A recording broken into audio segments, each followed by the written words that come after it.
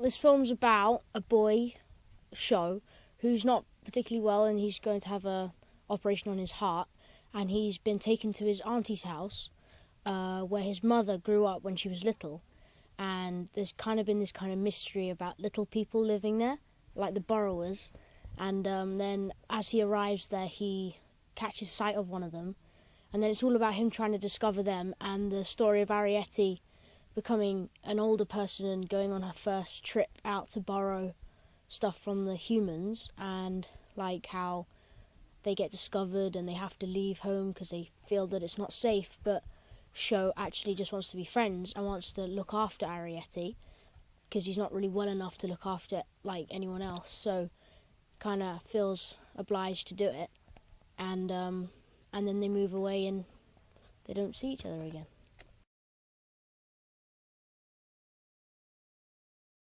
I kind of like the fact that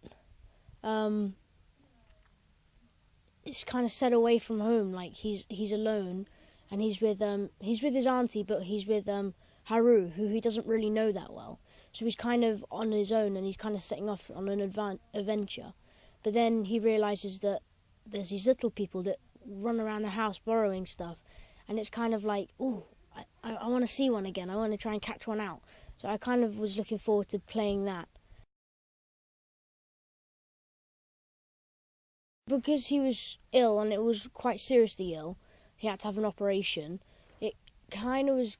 He's quite happy to see that he has friendship because he didn't come with any friends. So it's quite happy to see that he's making friends and that he shows love for Arrietty, and he kind of doesn't want them to leave.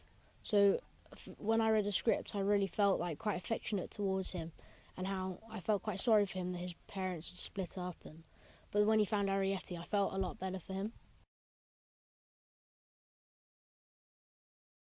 It's very different. I mean, when I did Billy Elliot, that was very different because it was all about projecting to the top of your voice and to the people at the top of the audience so they don't feel left out. But and then when I did The Impossible, it was more real and natural because the camera could be so close to your face, and so you have to like be 100% true to make the audience feel as if they're there. And but animation was quite tricky to get all the timing right, like when to sync your voice with the character's voice. But other than that, I really enjoyed it, and yeah, it's been a really good experience.